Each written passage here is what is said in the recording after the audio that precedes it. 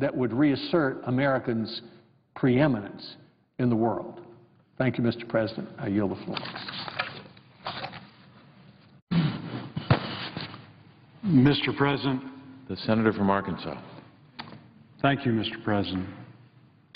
As the son of a master sergeant in the Air Force, I grew up in a family that had values rooted in military tradition and patriotism. But you certainly don't have to be from a military family to love our country. We are encouraged to have a sense of American pride in our daily lives. I remember reciting the Pledge of Allegiance and singing patriotic songs that reflect the love of our country. Students continue to do this and learn these values passed down from generations of Americans before us. We have special days that recognize the people and symbols important to our country.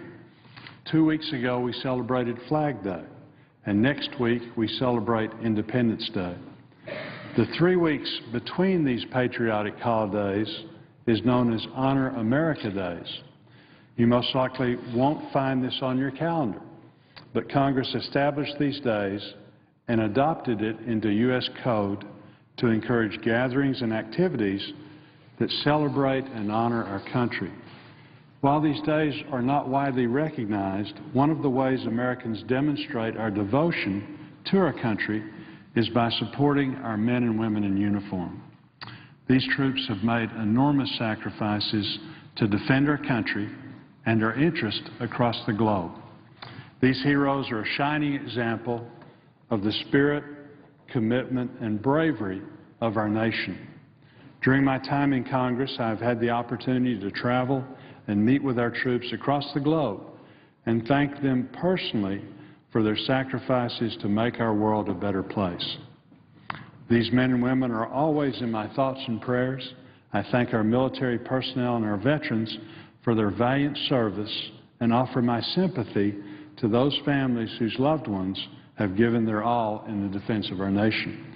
This includes the family of Arkansas soldier Army Master Sergeant Gregory Childs. Master Sergeant Childs died on May 4, 2012 while serving in Afghanistan in support of an Operation Enduring Freedom. His family and the community of Warren, Arkansas paid their respects to Master Sergeant Childs, who, as a father, son, brother, and friend, in a very moving ceremony. Master Sergeant Childs graduated from Warren High School in 1992. He considered it an honor to serve his country in the military. For 20 years, he served this country in locations around the globe, from Bosnia, Germany, Colombia, and 2 tours in Afghanistan. He excelled through the ranks of the non-commissioned officer corps and earned one of the highest ranks that he could attain. I asked my colleagues to keep his family, especially his young daughter Cortland, and his friends in their thoughts and prayers during these difficult times. I humbly offer my appreciation and gratitude to this patriot for his selfless sacrifice. As the home to literally thousands of active duty military personnel and even more veterans, Arkansas has experienced more than its share of grief and sacrifice for loved ones who serve our country. Our state has a rich history of service to our nation. Troops stationed in Arkansas have served our country honorably even before it was admitted to the Union. Our men and women have always been willing to do their part to serve and to protect. Our troops stationed in Arkansas and our military facilities at the Little Rock Air Force Base and the 188th Fighter Wing are some of the best assets in our military. Arkansas's active duty personnel and National Guardsmen have time and again proven their dedication, perseverance, and commitment to excellence defending this country. As we plan our Independence Day celebrations, let us remember the servicemen and women who embody the ideals that make our country great. I know my fellow Arkansans share my gratitude and appreciation for our military personnel and their families who sacrifice at home while their loved ones are away. And I yield back.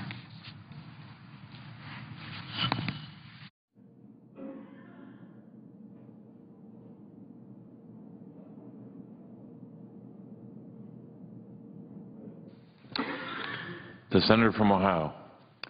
Mr. President, thank you very much. I rise to talk about a couple of amendments that were included in the legislation we just voted on here this afternoon in the United States Senate. It was the Food and Drug Administration legislation, but it included two very important amendments that deal with combating illegal drug abuse here in this country. I want to start by thanking my colleagues, Senators Schumer, Klobuchar, Grassley, and Enzi, for helping develop and promote this legislation over many months. The legislation addresses what's called synthetic drugs, and I also want to thank them for helping see it through to passage as an amendment today. Senator Grassley actually shared with me the story a few weeks ago of a young man from Iowa, David Mitchell Rosga, who at 18 years old sadly took his life after using a synthetic drug, one that's known as K2 or spice, synthetic marijuana, which he had purchased legally at a local shopping mall. In recent weeks, we've seen lots of news accounts of some of the savage acts that have been committed by people high on these synthetic drugs, such as the widely reported cannibalism in Miami, Florida. I saw today there's another horrific story out there about a man in Waco, Texas. We've seen lots of deaths reported in my home state of Ohio due to synthetic drugs.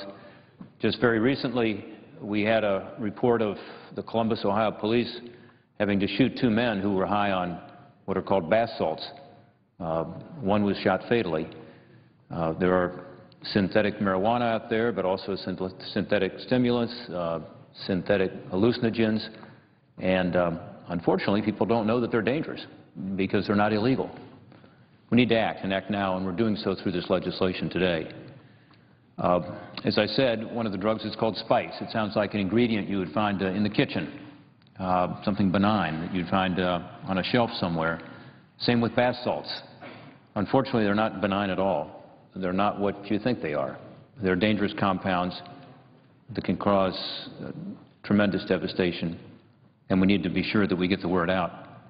Users are led to believe they're getting a legal version of something that mimics marijuana or cocaine or LSD or any other illegal street drug that's under what's called Schedule I of the Federal Drug Administration. This means they are illegal drugs. But because these synthetic drugs are legal, again, users think that they're safe. They produce adverse reactions that are truly unexpected and sometimes bizarre.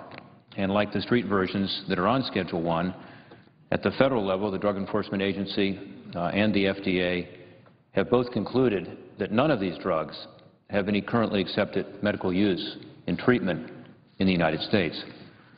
So it seems to me it's appropriate for us to list them under Schedule I, and again, that's what this United States Senate did today, following the House of Representatives. Because they're legal, they're accessible, particularly on the Internet.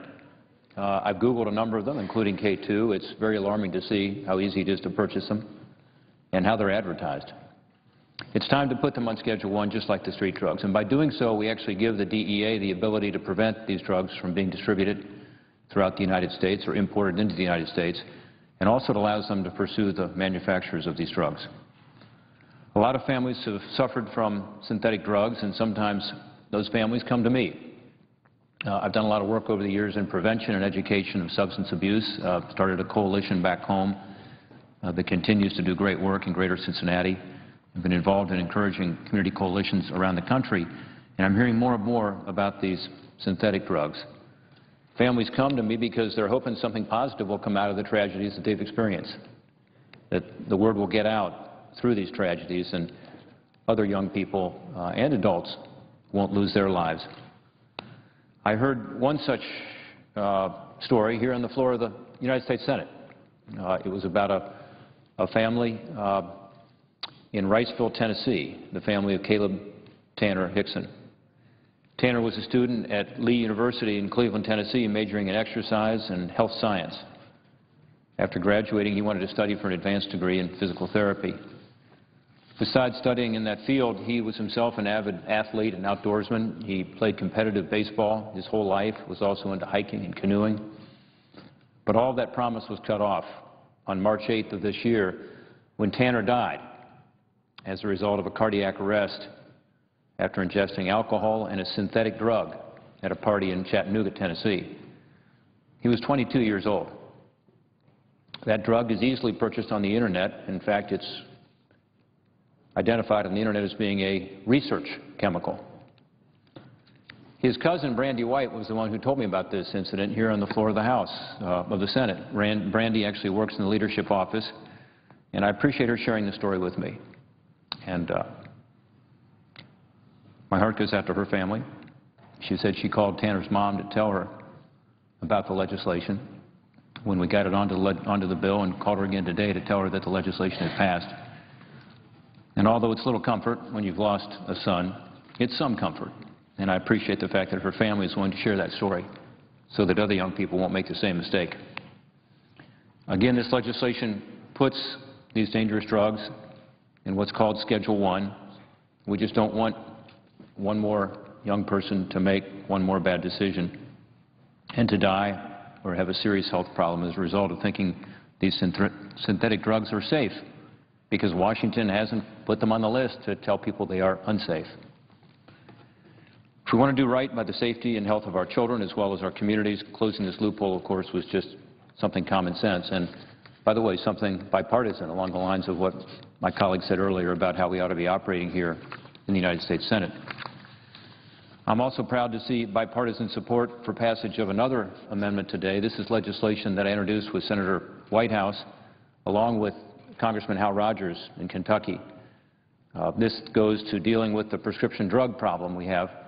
There's a prescription drug abuse problem throughout the country, but in Ohio we've been hit hard by this. And one of the issues that I had found in going to a town hall in southern Ohio was the fact that the state prescription drug monitoring programs couldn't communicate and operate across state lines. This town hall I did with Director Gil Kurlikowski of the Office of National Drug Control Policy. The director kindly came to Portsmouth, Ohio about a year ago in July 2011. This is in southern Ohio on the banks of the Ohio River, an area that's been in the center of prescription drug abuse and interstate drug trafficking. Of course, it's also right across the river from Kentucky and right near West Virginia, so it's an interstate area. Prescription drug abuse has devastated the county in which Portsmouth sits, Scioto County, as well as other counties in the area. But because of the hard work of family members, community leaders, and federal and state and local law enforcement, there's been some momentum. We're beginning to turn things around. Pill shops are being closed. One critical tool that they told me they needed was, again, prescription drug monitoring programs that could work across state lines. This is a database that a lot of states use to monitor prescription drug abuse. So when someone goes to ask for a prescription, the person who is responsible for implementing the program or someone who's at a pharmacy or a doctor knows what prescriptions this person has already received. These are very effective programs. 48 states have them. One territory has it, and they work well within the state, but they don't communicate well between the states with each other. And again, in a place like Scioto County, where you have interstate traffic, this legislation now will protect our community and ensure that if someone gets a prescription in Ohio and then goes across to Kentucky to try to fill it, once they've reached their limit in Ohio, that there will be a monitoring program and a database available. So it succeeds by getting states' different programs to work together securely, reliably, and efficiently. I'd also like to thank the Alliance of States with Prescription Drug Monitoring Programs, which has played a pivotal role in promoting these national interoperability standards. Again, these are examples today where the United States Senate acted to try to make our communities safer, to help ensure that young people can achieve their God-given potential. And working together, we have been able today to help ensure the health and well-being of our communities. Thank you, Mr. President. I note the absence of a quorum. Clerk will call the roll. Mr. Akaka.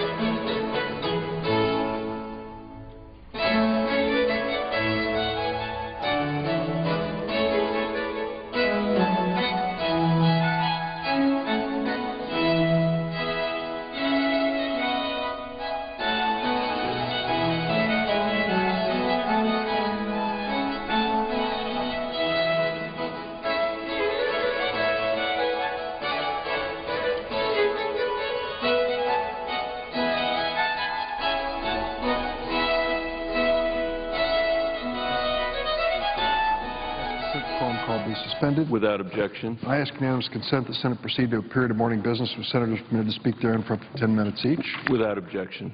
I ask unanimous consent the Senate proceed to the immediate consideration of calendar number 434, Senate Resolution 473. The clerk will report.